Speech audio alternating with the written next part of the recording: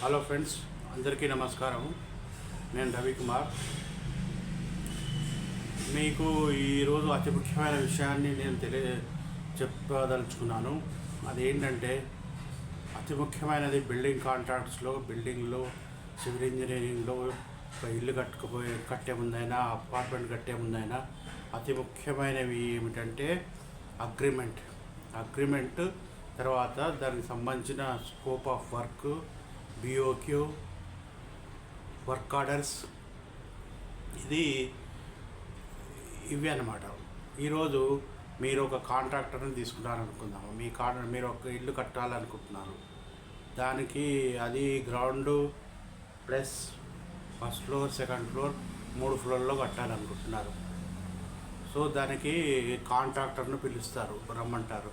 పరిచయం ఉన్న కాంట్రాక్టర్ అయినా, ఎవరైనా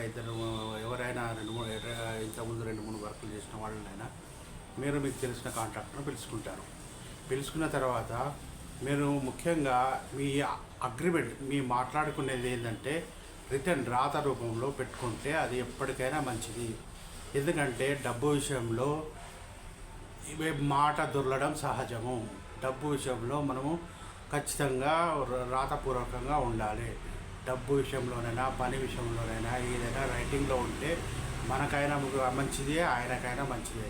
కాబట్టి రాతపూర్వకంలో రాసుకుంటే చాలా మంచిది. అతను చేయాల్సిన వర్క్లు ఏంటి, మనం చేయాల్సిన వర్క్లు, మనం ఇప్పించాల్సిన మెటీరియల్ ఏంటి, ఇవన్నీ మనం రాసుకోవాలి.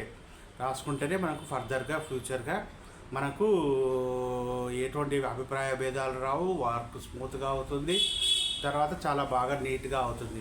ముందే అగ్రిమెంట్లోనే మాట్లాడుకోవాలి. మనం ఏది లేబర్ కాంట్రాక్ట్ ఇస్తున్నామా, లేకపోతే మెటీరియల్ కాంట్రాక్ట్ ఇస్తున్నామా అనేది మనం ముందే మాట్లాడుకోవాలి. లేబర్ కాంట్రాక్ట్ అంటే ఓన్లీ లేబర్ మాత్రమే ఉంటుంది అతని స్కోప్లో.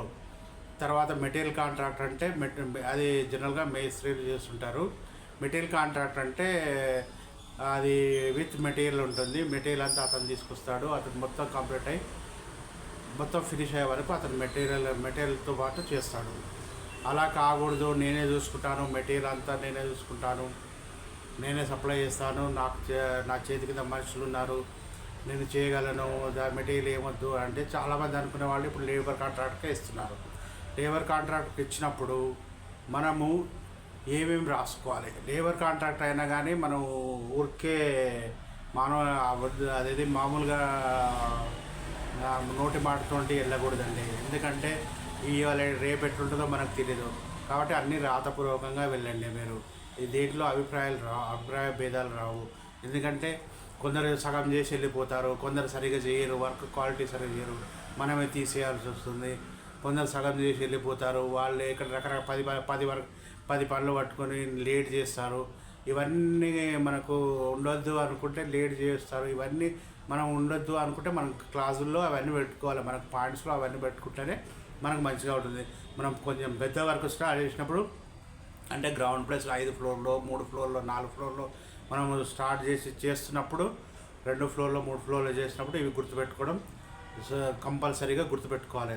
ఇంకోటి, దీనికి సంబంధించిన దాన్ని ఒక పేపర్ మీద మామూలుగా అగ్రిమెంట్ పేపర్ మీద రాసుకున్నా సరే, లేకపోతే ఫస్ట్ మీ పేర్లు 2 అగ్రిమెంట్ పేపర్ మీద రాసుకొని దాన్ని అటాచ్డ్గా ఈ పేపర్ అటాచ్ చేసి పీటీఓ అని పెట్టేసి దాని మీద సంతకాలు పెట్టుకున్నా సరే. ఫస్ట్ దానికి సంబంధించిన ఎట్లా ఉండాలి, ఏం చేయాలి విషయాన్ని నేను ఇప్పుడు తెలియజేస్తున్నాను. మీరు జాగ్రత్తగా వినండి, అది ఫాలో అవ్వండి. ఇప్పుడు నేను అనుకోవడం ఏంటంటే, నేను ఇప్పుడు 250 రూపాయలు పట్టుకొని ఎస్ఎఫ్టీకి స్లాబ్ ఏరియా అంటే మొత్తం బాల్కనీతో మొత్తం total area, slab end to end మొత్తం ఏరియాకు ఎస్ఎఫ్టీకి 250 రూపాయలు నేను తీసుకొని, ground floor 250, first floor 190, second floor 200 రూపాయలు తీసుకొని నేను వర్కౌట్ చేసి మీకు చూపిస్తున్నాను. ఇంకా ఇది ఒక్కొక్క ఏరియాకు, ఒక్కొక్క ప్లేస్కి తేడా ఉంటుంది. ఒక్కొక్క ఏరియాలో హైదరాబాద్లో ఒక రేట్ ఉంటుంది, కరీంనగర్లో ఒక రేట్ ఉంటుంది, వరంగల్లో ఒక రేట్ ఉంటుంది, తర్వాత విజయవాడలో ఓ రేట్ ఉంటుంది. ఈ రేట్లు మారుతూ ఉంటాయి. కానీ జనరల్గా పట్టుకొని నేను ఒక రేట్ అనేది తీసుకుంటున్నాను. అది మీరు మాట్లాడుకున్న రేటు 300 అయితే 300 వేసుకోండి, 350 అయితే 350 వేసుకోండి. సో అది depends upon your talk. Okay right. ఇప్పుడు చూద్దాం.